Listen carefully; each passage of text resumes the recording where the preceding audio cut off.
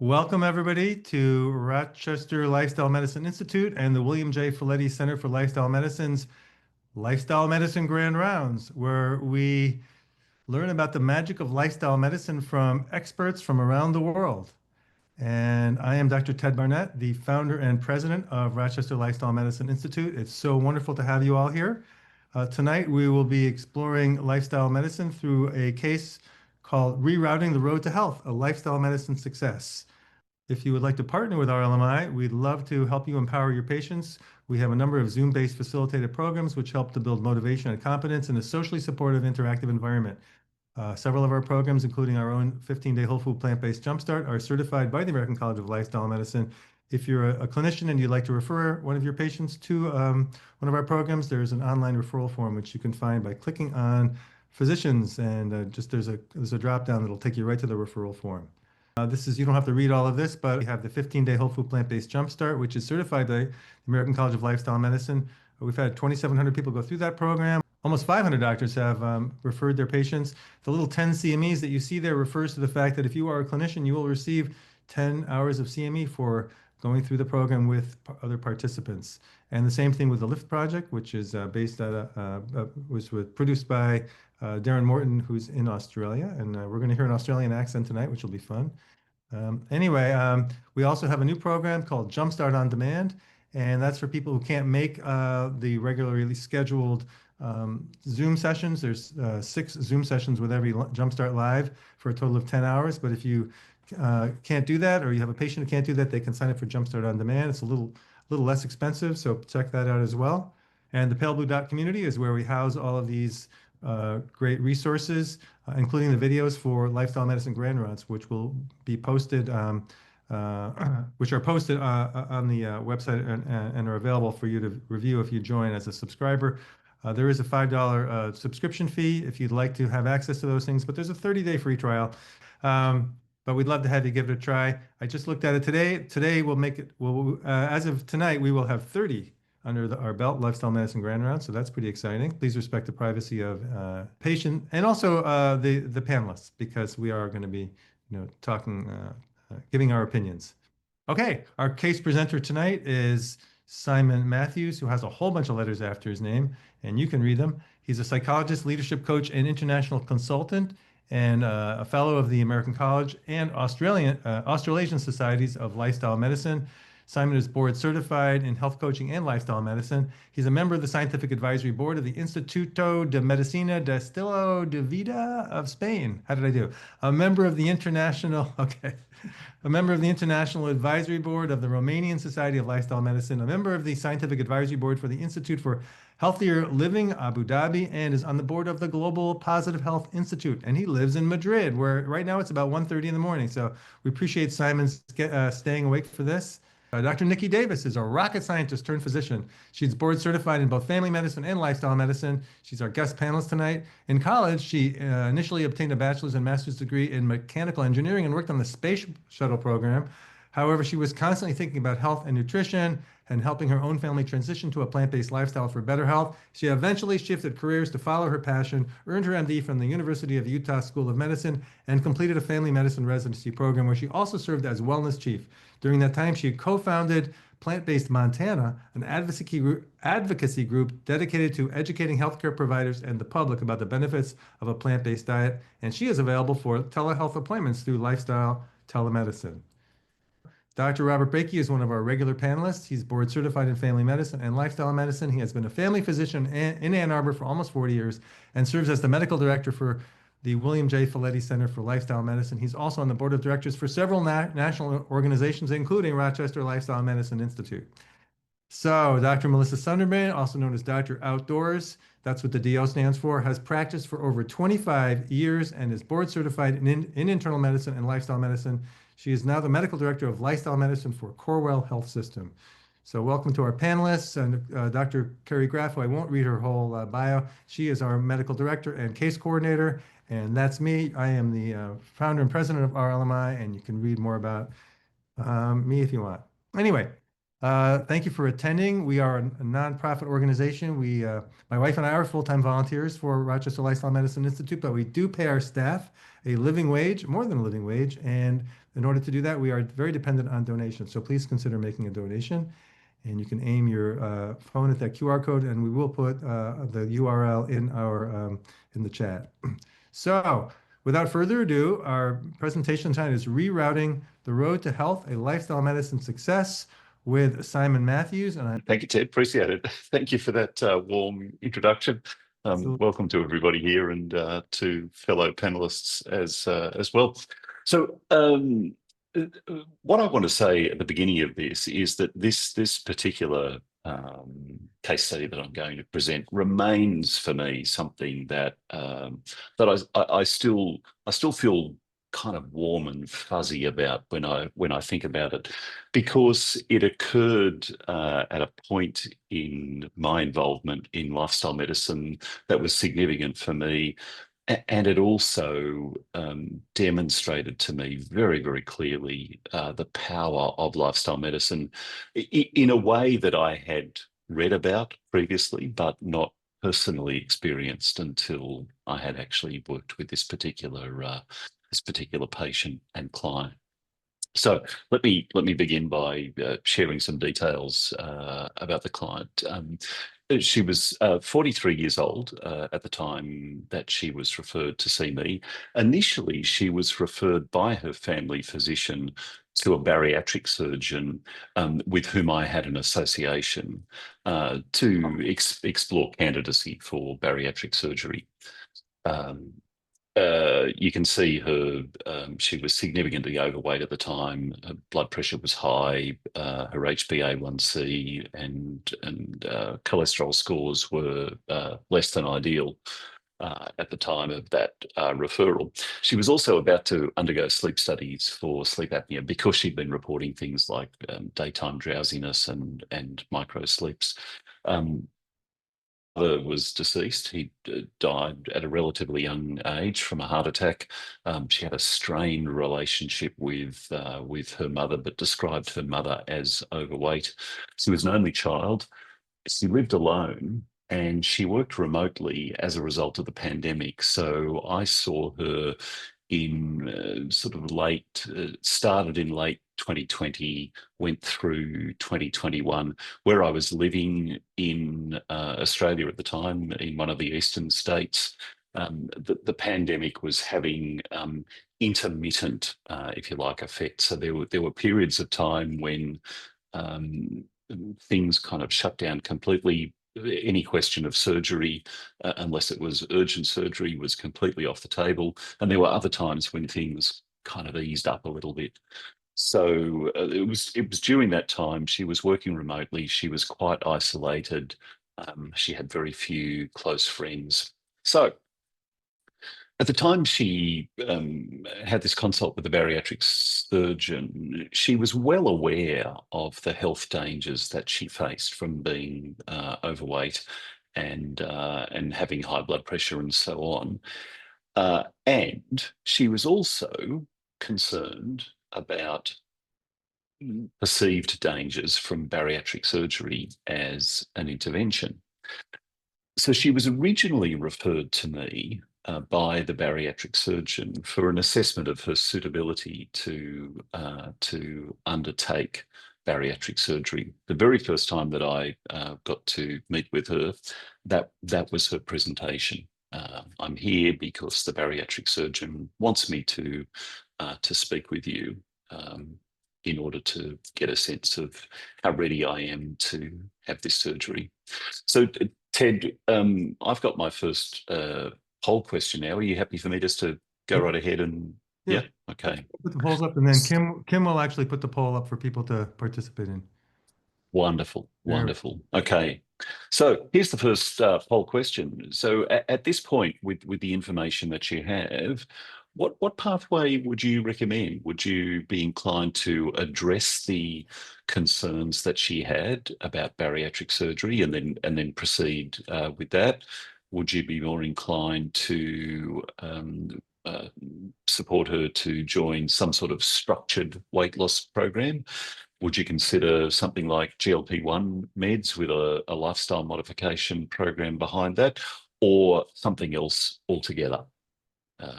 Great. So Yeah. let's. So everybody, please put your answers in as quickly as you can. Okay. All right. I'm going to actually ask our panelists to discuss the answers we got here. Dr. Davis, our guest panelist tonight, what do you think? Sure. So, these are all interesting options. I would say I like the part of C that is lifestyle related, but I don't like the GLP-1 thrown in there immediately. When I'm thinking about the background of this patient, it doesn't seem, I mean, I didn't hear anything about any lifestyle changes that have been tried.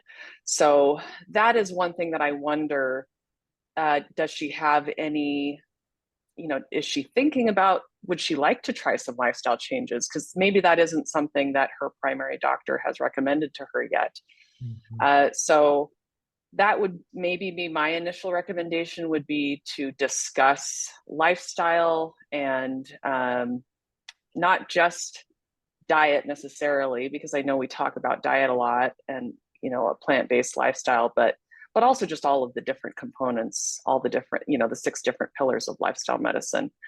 So I chose D, something else, because none of them really kind of were quite exactly what I would recommend.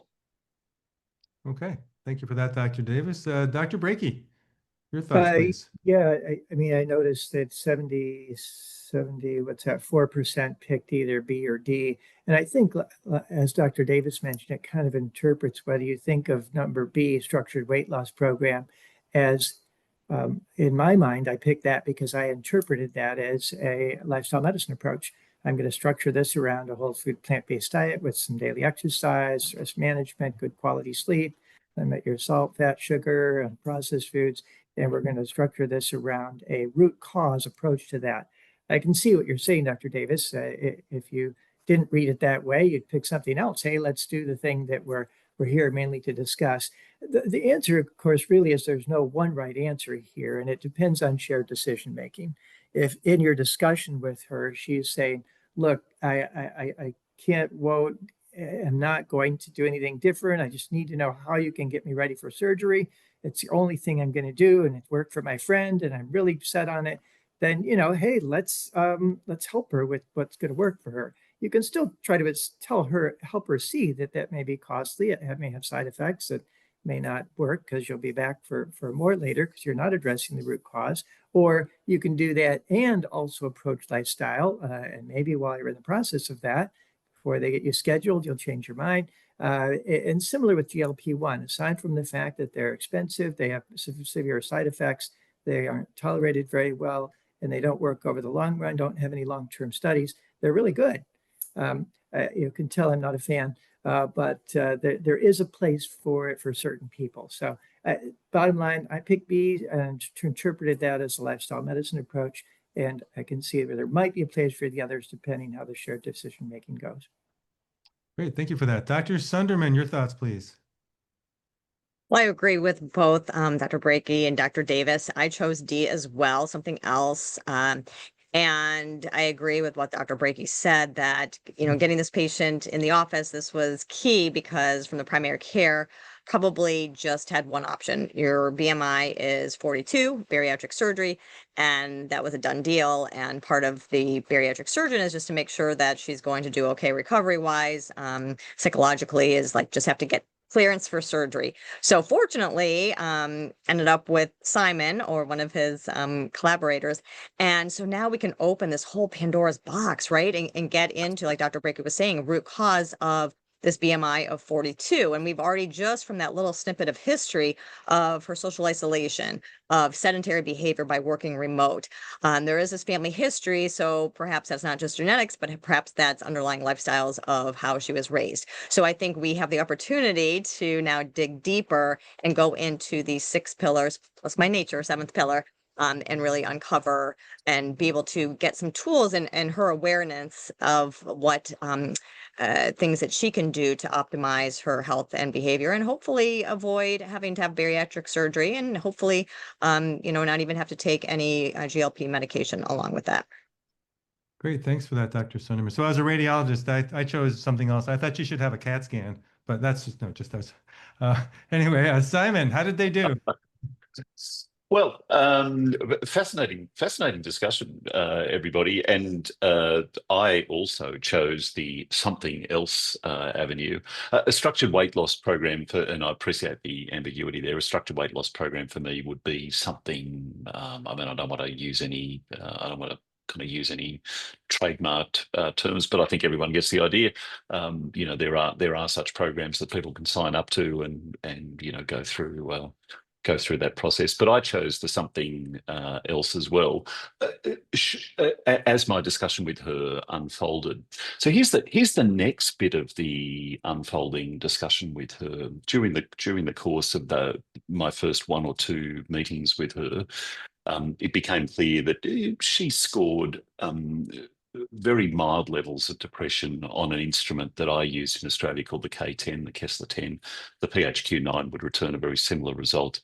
It was evident that she had very, very low levels of healthful eating, very low levels of physical activity, and she also had a very low level of weight loss self-efficacy. So her narrative was, I've never been able to manage my weight, lose weight, and so on. Despite that, she expressed a high level of interest in making some changes. So this speaks, I think, directly to what all the panelists have said about wanting to really understand how much lifestyle has been presented to her as an option. I really assess readiness for change simply through clinical interview and questions. There are some specific questionnaires available to assess readiness for change. I don't think they're necessary. And I'll share with everyone in a little while a shortcut that I use to assess readiness for change, which proves incredibly reliable, I think, 99% of the time. I do want to just touch briefly, for those, I'm sure many people are familiar with the trans-theoretical model of change, or the stages of change model. We're talking about readiness for change. You can see the 5 stages there: pre-contemplation, contemplation, preparation, action, and maintenance. And all of those stages represent the preparedness of the person to begin a process of change. One of the things that I always really like to emphasize here is that readiness for change is behaviorally anchored, specifically behaviorally anchored. In other words, someone can be ready to make a dietary change, but not ready to make an exercise or activity change. They can be ready to make a sleep change, but not a change to their alcohol consumption, and so on. So it's important to understand readiness at that granular level, or if you like, aligned with each of the pillars of lifestyle medicine. You can see the reference to relapse there. I won't go into that. Relapse, strictly speaking, isn't one of the stages of change, but it's an event that can happen through the process of change. So. Given what you know about her, she had those very low levels of weight loss self-efficacy, low levels of healthful eating, low levels of exercise, and simultaneously an interest in engaging in some health-related behavioural change. Where would you assess her stage of change to be, just based on what you're hearing right now? And Ted, I think this will be an interesting poll question, and I'm expecting that it might show something that many of us can perhaps lean on as intuitive knowledge. Right. No, that's great. By the way, while people are answering, I wonder, Simon, if you could just mention a little bit about, so you are a health coach, right? And a psychologist, correct? Exactly right. Exactly right. Yeah, yeah. So psychology is my underlying discipline. I've been a psychologist for nearly 30 years. I came to coaching more recently than that, although my psychological treatment and my psychological training really is, I would say, a sibling of coaching. It's the training that I did as a psychologist is much more closely related, I think, to coaching than it is to some of the traditional therapeutic interventions we might think about. But that's that's the basis of the work that I was doing with her. So that meant that I was able to both conduct a psychological assessment and also use the coaching skills to be able to engage her in discussions about behavioural change. And Health related. how do patients come to you? How do the doctors who refer to you, how do they know about you? Well, back then when I was in Australia, they don't know about me here. Okay. but back then in Australia, simply through the networks that I developed by being in the geographic area that I was in. So over the years that I'd been in practice as a psychologist, I've developed networks with family physicians, and then ultimately with 3 of the 4 bariatric surgeons who had a practice in the area I lived in. Yeah, that's great. There are those that think created a pipeline. Yeah, there are those that think that coaching is really the future of lifestyle medicine, that it really can't function without coaches. So I'm so excited that you're here. Kim, how are we doing on the poll? Interesting. Okay, I'm going to actually let Simon explain what he thought. Well, no, actually, I'm going to ask the panelists first. Okay. Let's start with Dr. Sunderman. I chose B, contemplation. And what I heard is that although her self-efficacy was low in nutrition and exercise and weight loss, she felt like this has never worked for me before. Once you got talking to her, she had an interest and was like, well, actually, I'm really interested and motivated if there's a way that these behaviors that I never had the power or the strength or, will to change before, but if there is a way, I am interested. And so I would put her in that contemplation mode. She hasn't taken the action yet, but she is open to learning, which is very exciting. Right. Great. Well, thank you for that. Dr. Davis, your thoughts, please. All right. Well, I did not go with the group. I chose C, preparation. And the reason for that is that, well, first of all, I kind of think that she might be somewhere between B and C, because I don't think she's quite just at the contemplation stage. To me, it sounds like she has this high level of motivation.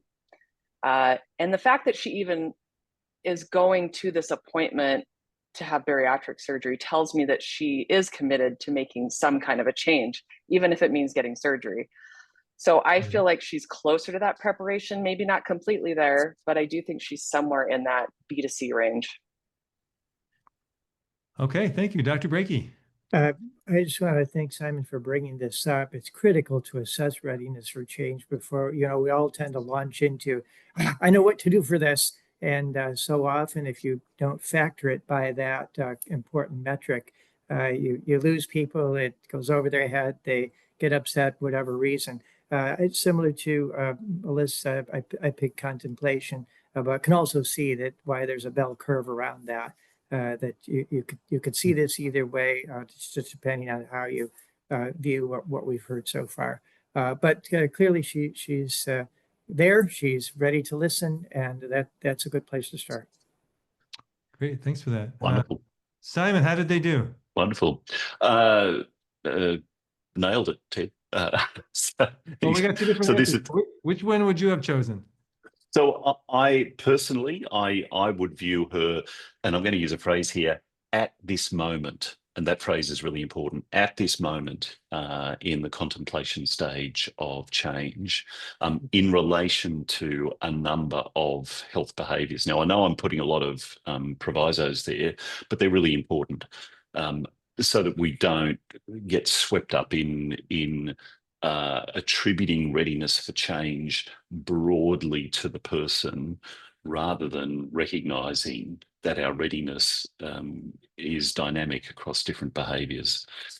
So she was at that stage of change in relation to a number of behaviours, including the dietary behaviour, including exercise and activity, and including one other, which I'm not going to reveal yet, but I will shortly. There's a couple of other things that I think are worth noting here. Dr. Davis beautifully addressed that idea that although we talk about these as stages of change, and that creates in our minds the idea of containers, that's not the way readiness for change works. You know, it's dynamic, and we're often, you know, mostly in this and a little bit here. And if you ask us in the morning, we're maybe closer to there, and you ask us in the afternoon, we're closer to there, and so on. So that point's important. And the other thing that I want to note in relation to what Dr. Breakey said is that, yes, understanding behaviour of change is important so that you don't get an angry and disappointed patient. There's a reason that it's even more important for clinicians to make use of this, and that is for clinicians' own health and well-being. Clinicians burn out with frustration from trying to deliver something to someone who's not ready for it. And so being able to nuance your delivery approach and to recognize that, you know, even though I would love to, you know, get this person moving in this direction straight away, I can see that they're not there yet, saves a lot of grief for clinicians as well. And that point I would really love to underscore. I said that I would share a very straightforward means of assessing readiness for change. You can use questionnaires, of course, they exist. This is a lovely model that was developed by Well Coaches. You can see the attribution there on the slide, and you can see that it's just a two-dimensional scale. One dimension measures the importance of a change. The other dimension measures the person's confidence to engage in that particular change right now at this time. On the right-hand edge, you can see that those stages of change have been mapped against that. So one of the really easy shorthand ways to assess readiness is to ask your patient on a scale of 0 to 10, how important is it for them to make a modification to their eating habits right now? They'll give you a number. Plot that number there, then ask them how confident they are about being able to engage in that change. Plot that number, and wherever they intersect, you'll end up somewhere in that readiness for change map, and that'll give you a really quick sense of the person's readiness at that time. So that's a very simple tool to use that anyone can start using straight away. With those couple of, I really want to underscore those couple of ideas that readiness to change relates to specific behaviours, and secondly, it's dynamic. So someone's readiness can shift overnight, over the course of a week, and so on. All right. Next poll question. So, given, you know, we've talked a little bit about her presentation, the things that she's concerned about, the low levels of attention to exercise and diet in particular. Nevertheless, an interest there. She's ambivalent about change in a number of those areas. She's considering it. She's uncertain. She sees some downside. She sees some positives. The next interesting question to reflect on, I think, here is, so what's the first step that we take? How do we structure an intervention with this patient? And there are a number of choices here. Do we focus, for example, on body weight specifically? Or would it be more useful to focus first on metabolic health? Is it most important to focus on her mental health, given that mild score of depression that she returned? is it most important to focus on her health-related family history? Her father died of a heart attack. Her mother is described as overweight. Or is it most important to focus on the current socioeconomic factors? So she's working remotely, she's physically isolated or geographically isolated, physically isolated, has a small number of friends, experiences some loneliness and so on. So I'm interested to know now what people think would be the most appropriate place to begin. Simon, could you please answer a question? I'm not familiar with the scoring of the PHQ-9 equivalent that you did. What would be her score on the PHQ-9?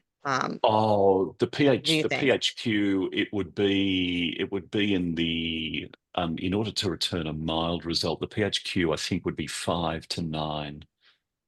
So she somewhere scored somewhere in the 5 to 9. So she was like So mild. Okay. yeah, so I Okay. didn't use the PHQ-9, but I if know you I didn't, but I had, just didn't know I'm I don't know how to score the yeah, other one, if to know how, yeah, if that was really I'm bad pretty or if that was no, okay. I'm pretty confident that her PHQ-9 score would have been in the 5 to 9 range. Okay.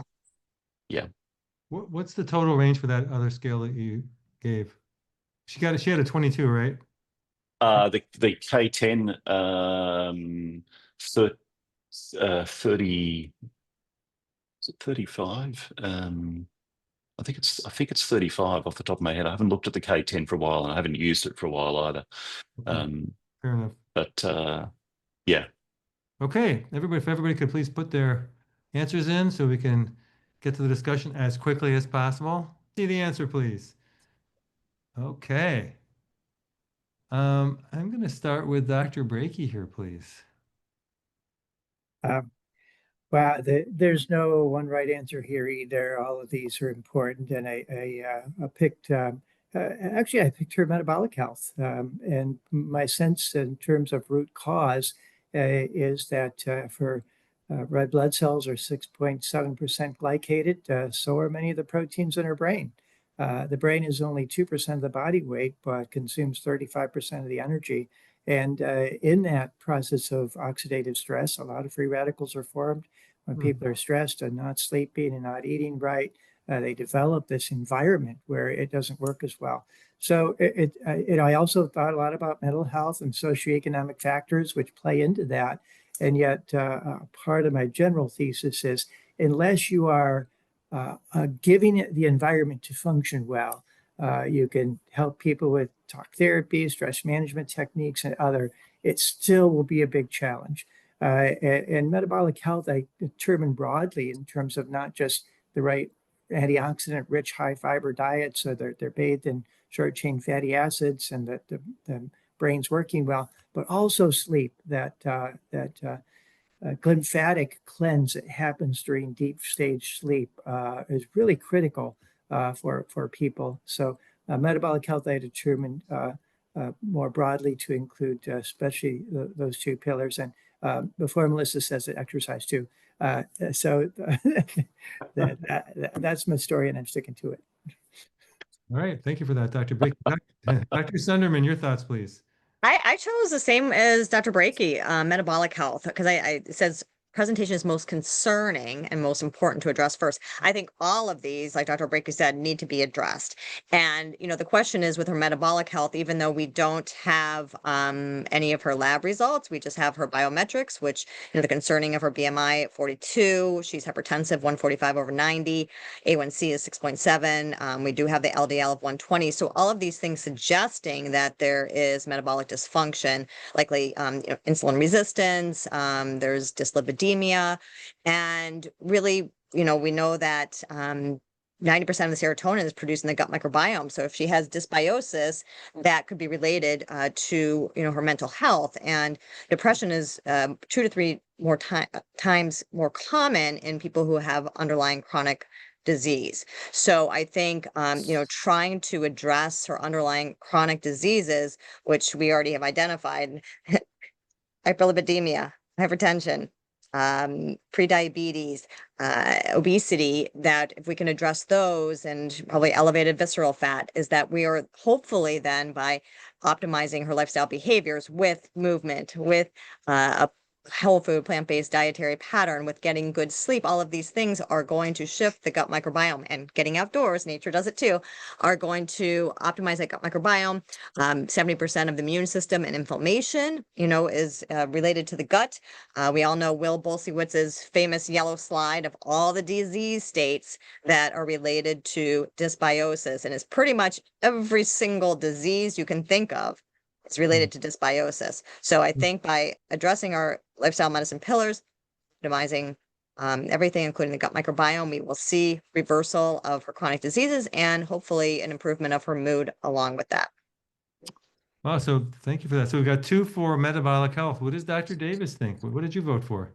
All right. Well, first of all, I agree with Dr. Sunderman. I agree with Dr. Brakey. Excellent answers. I went with E, so the current socio-emotional factors. And the only reason I did that was, I was very tempted to go with A or B because I am concerned with those. I'm concerned with her excess body weight, and I'm concerned with her metabolic health. But considering that she's in this contemplation stage, is she ready to make lifestyle changes to improve those things? Where is she in that? How close is she to that preparation? I felt like she was maybe in the middle there and heading on her way to that preparation stage. But if she's not there yet and she's not committed to making those changes, at least I've found with my patients, if I say to them out of the gate, I'm really concerned with your weight, and we need to do something about that, and I'd like your BMI to be this, instead of starting out with, well, tell me what's going on in your life. Tell me what things are happening with you that have made it difficult for you to get to where you want to be. And starting at that place first. And I do think that those things are, all of these things are concerning. And I don't think there's a perfect answer to this, but I do think it is important to figure out where the patient is first, and then finding out, because boy, in someone who's living alone, has no siblings, has one parent that has a strained relationship with, very few friends, it's tough to make significant lifestyle changes when you're in that position. And so I think that by assessing some of those socio-emotional factors, you're still trying to get to the root concerning issues, which are the metabolic health and body weight problems in A and B. So that's what I went with. Wow, fascinating. Thank you for that, Dr. Davis. Simon, how did they do? So, Dr. Davis is the clear winner there. And I'll explain why. The most important place to start for me is the place the patient wants to start. What all the panelists agreed on was that every one of those starting places has some merit, and that's true. The one where we're going to get the best traction is the one that the patient feels most interested in and ready to start on. And the way that I represent that, so there's more than 100 theories of behavioural change. We're not going to get into them this evening. But the simplest way and the most straightforward way of expressing behavioural change is this. Behavioural change requires that the sum of personally meaningful incentives for change is greater than the sum of personally meaningful incentives for staying the same. And if that balance is like that, then you've got some impetus for change. And one more thing is important, and that is for the clinician to look for and listen for the hook for the patient. Dr. Davis picked up on that really nicely in recognising all of those factors of isolation and disconnection from family and so on. And the patient used this phrase during our discussions: I don't want to be alone anymore. And for me, that was a gigantic hook. And that led me then in the direction of looking to those social factors in particular as the means through which we might be able to move forward. We've got plenty of research here. This is the reference at the bottom of the page here is the famous Holt-Lundstad study that people often talk about, where Julianne Holt-Lundstad said that loneliness is the equivalent, has the equivalent effect on your health of smoking 15 cigarettes a day. That's been disputed, but nevertheless, that's this study. We know that isolation drives unhealthy behaviours. We know that a lack of social support leads to a reduction in someone's motivation for change and their adherence to change. We know that loneliness, I mean, it's cyclical, of course, but we know that loneliness can trigger emotional eating, and then there's consequent metabolic impacts from that. So for me, the really important thing is really zooming in on what the client has energy for and interest in, and that also honours another very, very important element in behavioural change, which is the client's own autonomy. And autonomy is best understood as part of broad self-determination theory, which is a now 40-year-old, quite robust theory that seeks to explain the choices and decisions that people make. Competence and relatedness are part of it. Competence, interestingly, we've already addressed on the readiness for change graph. Relatedness speaks to that relational component. But in order to really honour the patient's autonomy, my questions are around where does it make sense for you to start? Where would you like to start here? And well, once that I don't want to be alone anymore was in the conversation, that seemed to really stand out as the place to start. I'll pop that slide there very quickly for those of you who are interested in self-determination theory. Grab that QR code, and you'll find a whole lot of resources there that are useful. So this is the way we started. We started heading. She decided that bariatric surgery was off the table now. Definitely did not want to pursue that. Did want to pursue lifestyle-related changes. She did maintain that high level of motivation for behavioural change as a result of our early 2, maybe 3 conversations. She started to develop some confidence that she would be able to do this. So if you were assembling a team of treatment providers to work with this patient, who would you include? Just think about that for a minute. I'm going to tell you my dream team shortly. But here's a poll question in relation to that.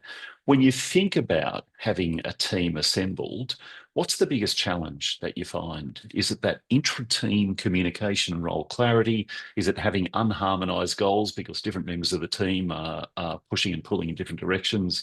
Is it the time and resources required for that approach? Is it that people are untrained to work in an interdisciplinary team? Or is it the lack of leadership and the lack of the culture of support for that team structure to work? Huh. Wow, thank you for that. Well, I just want to thank you for mentioning self-determination theory, which was actually developed here in Rochester, New York. So very grateful for that. So if everybody could please spend the next 3 hours figuring out the answer to this question. See the results, please. Wow. Interesting. Yeah. Interesting. Yeah. This is really interesting. Well, I'm going to start with Dr. Davis on this one, since she won the last round. I don't know about that. I don't know about that. At least according to Simon. Yeah, I mean, this was a hard one because I've had issues trying to work with a team that, I mean, involve a lot of these. So I chose B, but I will say A, boy, communication is huge. Mm-hmm. Right now, as a lifestyle medicine physician, I would say in a way, sometimes we do work with a team depending on, the patient. And communication is really key. Sometimes that can fall apart. The reason I chose B was because I find that as the lifestyle medicine physician, often I'm kind of, I don't know, outside of the bubble of the typical team for the patient, which is their primary doctor, maybe specialists, maybe even a dietitian, maybe even a personal trainer. Who are maybe not familiar with lifestyle medicine and don't agree with, eating a plant-based diet, or think that they should be getting just tons of protein every day. So I find that B, at least right now, is something that I'm dealing with a lot, where there's a lot of misinformation out there. And unfortunately, the patient can get really frustrated when they're getting different opinions and different ideas from their different providers. And so when you have those unharmonized goals of the providers, now imagine how the patient is feeling. So that's what I've been noticing recently in my own practice. Got it. Thank you for that. Dr. Brakey, your thoughts, please. Boy, unfortunately, the results didn't pop up on mine for some reason, but I picked C just because so often reimbursement for team members like coaches, exercise physiologists, behavioral health specialists isn't there. And so pulling together the time and resources is sort of prerequisite for even getting to a team-based approach. But I agree, once you get there, any of these can be challenges, in order to make sure that your team's working as a team, in order to make sure that everybody's trained not only in, my daughters did a lot of work in choir, and sometimes they would take, the best four who weren't necessarily the best four soloists, but they were the best four together to sing in a given a song or area. And the same thing here, we need to make sure that people really know what that means. And of course, leadership is count. So again, this is one where clearly there's no right answer. And the only reason I picked C is it's a prerequisite to even get there. And it's a big challenge for many people, many organizations, for how we're going to enforce what is commonly not reimbursed essential components of lifestyle medicine. Right. Well, thank you for that. And Dr. Sunderman, please. I agree. I don't think there's one answer here. And I think that we need to be creative and think outside of the box as we are developing this interdisciplinary approach and harmonized goals. And, shifting to reimbursement, one of the models that we're implementing or have been implementing is collaborative care model, where we actually get reimbursement. And the collaborative care model includes behavioral health. So we have a psychiatrist, utilize health coaching, dietitians, exercise, and the physician, and coming together interdisciplinary and knowing that there is reimbursement there for having all those components together and all being on the same page, having leadership support, and then cultivating time in the schedule to facilitate those visits, along with leveraging shared medical appointments for scalability. I think that they're all equally important. I think maybe starting with leadership that is willing to look at how we can do this differently than has been done. And then having like Dr. Brakey said, having the allocated time and resources to build this model out, but also having common goals, right? That we're on the same page. And I really like that differentiation between multidisciplinary, meaning silos everywhere, and interdisciplinary. And we're so used to coming from, I think all three of us are probably primary care of so many siloed approaches. And now we are really trying to get into this interdisciplinary. And what I have found that can be a possibility is this collaborative care model, at least here in this country.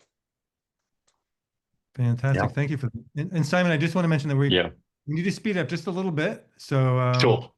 If you could absolutely fine, Ted. Yeah, wonderful discussion, and I'm in accord with all the panelists that yes, there is all of these things can be issues. We all need to be aware of all of them all the time.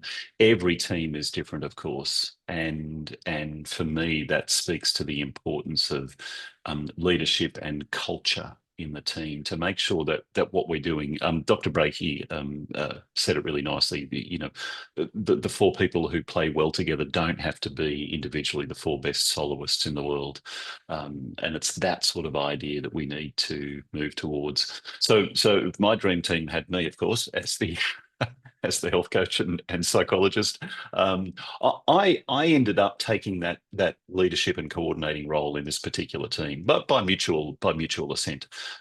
We had a dietitian / chef. I love that combination because the dietitian brings the science, the chef brings the joy, and that combination, in my experience, works really well. There was a personal trainer involved and also the family physician. The way this worked was that I saw this patient initially every week for I think six or 7 weeks. Then we went to a fortnightly schedule.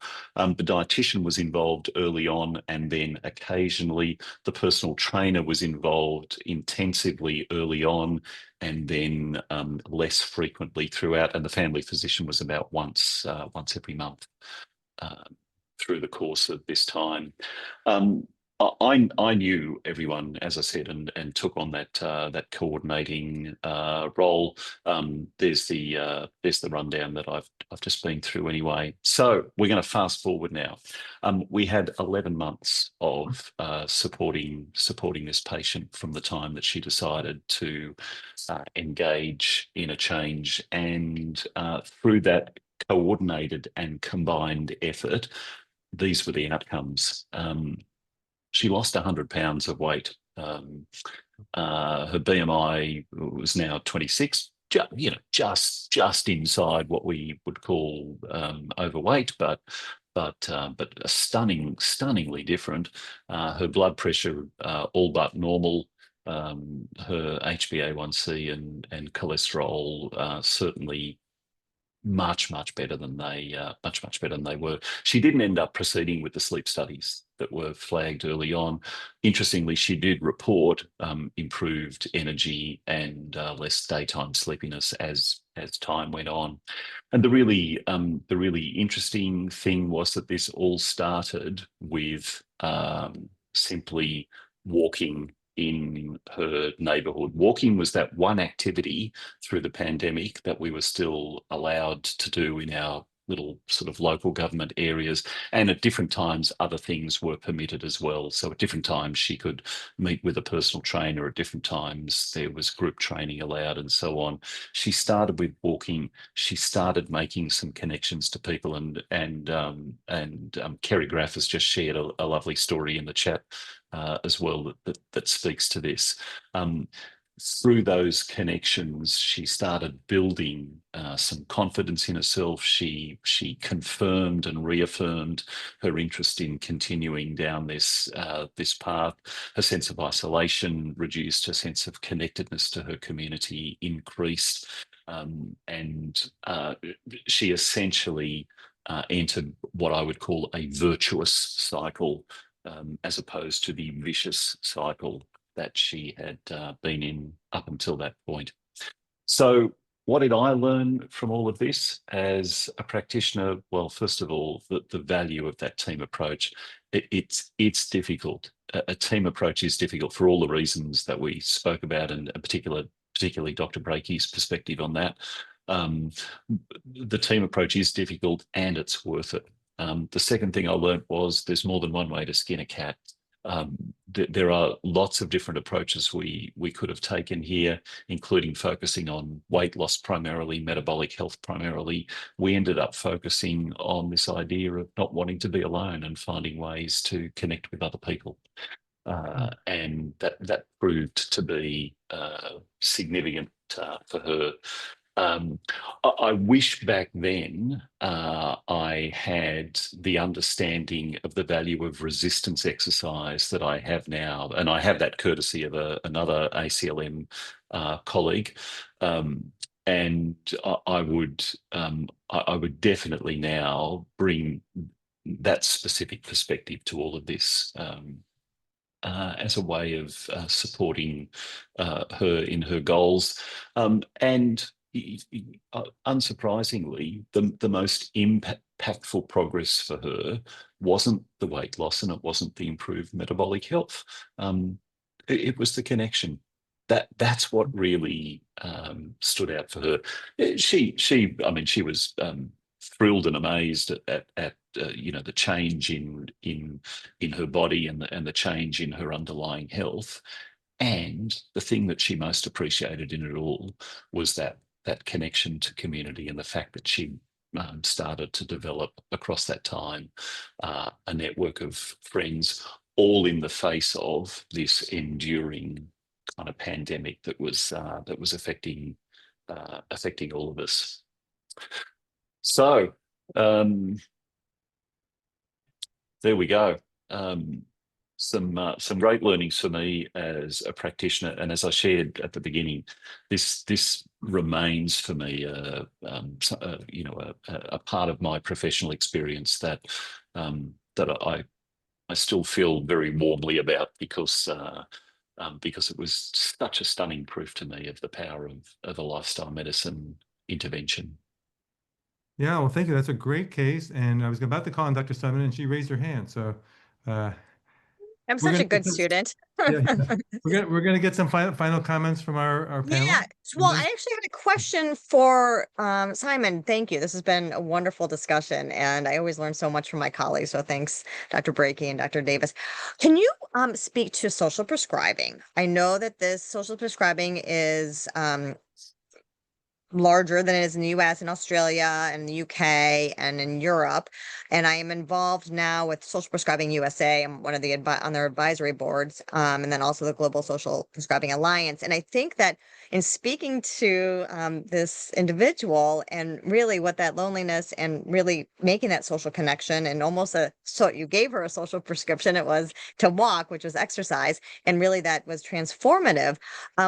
Have you been doing a lot of work in this? And I just feel like this is just NPR. I just put in the chat 2 days ago, did a whole news segment on social prescribing and what's being done within the arts and with exercise. I'm with nature and prescribing. And I think, so the question is, have you been utilizing this, and where do you see this being used and growing? Yeah, it's a great question, Melissa. And the short answer is yes. And for me, social prescribing is a great marriage of primary care and community resources. So one of the really lovely social prescribing activities that exists in the world in many places now is parkrun. Parkrun is a magnificent social prescription activity, and it does all these things that we've been talking about. You know, it's not competitive. I mean, well, it can be competitive if you want it to be. It doesn't have to be competitive. But people are drawn to it and they love it. Yeah, go ahead, Ted. Can you explain what you're talking about? Parkrun?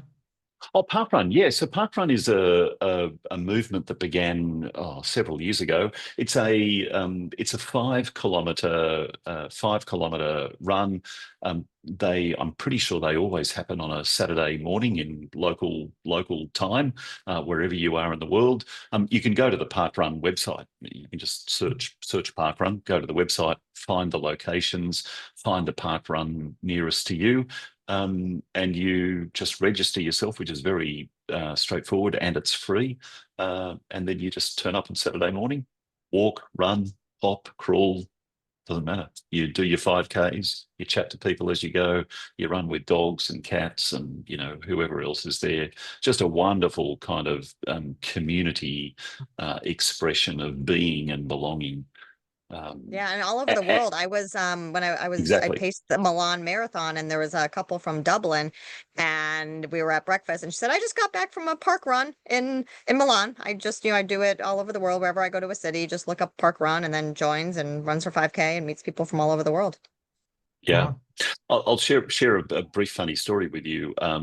My colleague Darren Morton, who you mentioned at the beginning, Ted, on our podcast, I don't know, a few months back now, we mentioned parkrun, and one of my former coaching students in the US heard this podcast, didn't know about parkrun, liked the idea, looked it up, contacted the organisers and became an organiser for parkrun in her local area. Wow, that's fantastic. Amazing. Yeah, right. Well, we're not going to stop because we have more to talk about, but we have gone over time, which that's great. I'm going to make an executive decision and extend this. However, I know some people have to leave. So if you have to, you still qualify for your 1 hour of CME. And thank you all for coming, those of you who have to leave. But we urge you to stick around because I think we're going to move into the lobby right now and continue this conversation outside the main amphitheater here. So, and it looks like Simon has put up a link there. Yeah, that's great. Thank you for that, Simon. And if Kim could just put the link in the chat for people who would like to donate to Rochester Lifestyle Medicine Institute, that would be great. And why don't we stop sharing, Simon? And I want to hear some final comments from our panelists, and then we'll open it up to the audience. How's that sound? Perfect. Great, thank you. This was really amazing, I thought. I'm just a radiologist. What do I know? So anyway, yeah, if you could stop sharing, Simon, that would be super. Absolutely. Yeah. So I'd like to There we hear. go. Yep. Let's go through our panelists, starting with Dr. Davis, please. Your thoughts on this case. Well, thank you so much, Simon, for your presentation. It was great to see. I always love to see these kinds of stories of people doing well, getting well, improving their lives. And it's just a reminder for me, when I work with patients, as a former engineer, I love the numbers. I love graphs. I love seeing numbers get better over time. But I will say sometimes I have patients who say to me, it's traumatic standing on a scale. I don't want to do it. And in fact, I don't even want to have it in my house. And but the goal is that they want to feel better. They want to look better. They want to lose weight. They want to be healthier. And so we kind of reframe that to where we say, well, if you put these lifestyle changes into place, the numbers are going to change, even if you're not watching those numbers, right? So we don't necessarily need to pinpoint every single number and watch it change over time. It's okay if we just say, hey, because really at the end of the day, we're not trying to figure out how to lose 5 pounds. We're trying to figure out how to change the lifestyle that promotes that improvement in health. It's so much more important to prioritize, how are you going to eat more vegetables? How are you going to get out and get into nature and move every day? What does your life look like currently that is not allowing that to happen? How can we get you to doing those things? And then focusing on that behavior, knowing that things will improve as long as those lifestyle medicine changes have been made. Yeah, thank you for that. Thank you for that, Dr. Davis. Dr. Sunderman, your thoughts, please. This was fantastic. And I am so grateful, Simon, that you came and that we could all learn from you. Behavior change is so difficult. And we have all of this knowledge about the power of lifestyle medicine. But if we don't know the right way to deliver that and to meet patients truly where they're, not only meet them where they're at, but then also find tools to help them along their journey. And I thought it was so insightful too, when we're looking at clinician burnout, when our patients are not getting better and we get frustrated at the patient and then frustrated with ourselves. Like, we're trying so hard. Why don't they get this? Yeah.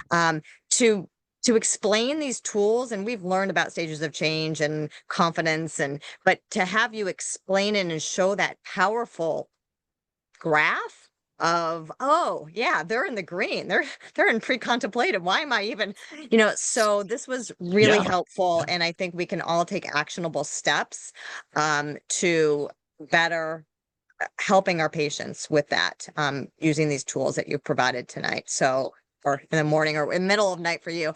So thank you so much. This was really beneficial. Thanks for that. Melissa. Yeah. And Dr. Breaky, your thoughts, please. Well, a few key take-home points. First of all, Simon, this patient was so fortunate to have you and your team. They were headed for surgery, which commonly can have side effects, complications. I mean, we never know what would have happened had it been different. But this pandemic led to a shutdown in a system that said, well, I guess we better try this. And you and your team literally turned this person's life around and the lives of others around them. So that was one thing. Thank you and congratulations for being there for this person to help literally save a life. The story I put in the chat about Eric and Petey, the mutual rescue, kind of reminds me of that too, of that having someone to lean on, to support, to assist. Even in his case, where it was a rescue dog, it was life-saving for him and his family. The second is, you mentioned at one point that virtuous versus vicious cycle. And we're all the time in either this sort of swirling pattern of whether it's, getting worse, creating more sleep trouble, making worse eating decisions, taking people down into this kind of abyss, or the opposite, as they start to get a little better here, they feel more like making a change. And, in this case, just helping with the loneliness. In one study, 56, there was a 56% increased chance of stroke in people with chronic loneliness. And just there, getting some contact and some caring, and your team in particular, and then encouraging her to find others, allowed her to then say, wow, I'm going to take better care of myself. I'm going to eat better. I'm going to start moving more. And she got into this virtuous cycle that took her upward in so many ways and became self-reinforcing. We all know the challenge is to keep people with it. You can tell people what to do. They might even start down that path, but so often that first stumble, that first naysayer neighbor who tells them they're going to die of protein malnutrition, that first trip while they're trying to exercise and an injury, they say, that's it, I'm done. But you were there for her, to inspire her to keep going, to find not only the hook that got her in, but the inspiration to keep going. So several great teachable moments here, and thank you for an awesome case, for all you do for so many in the work that you do. Yeah, thank you for that. Thank you. Yeah. Simon, I know it's pretty early in the morning. Have you got a few more minutes? Absolutely. Yeah. Dr. Graff, have we got some questions from the audience that you'd like to, and want to call on any audience members? Yeah, there's one that's in the chat that's about how do we stop working harder than our clients do, or at least equal to that, Yeah. Which is that it's that idea. So the the analogy, in fact, the person who's asked this question, Michael, has probably even heard me use this metaphor when I'm talking to physicians in particular, or really any type of health clinician. I often use the example of a tandem bicycle, where one person's up front and one person's behind. And the question is this: if you have some doubts about how much effort the other person is going to put into riding this bicycle, where should you sit? Up front or behind? and the answer is very obvious. You should sit at the back, because that way you can watch how much effort they're making and make sure that yours is matching it. Make sure that you're not doing more than they are. And that idea applies here.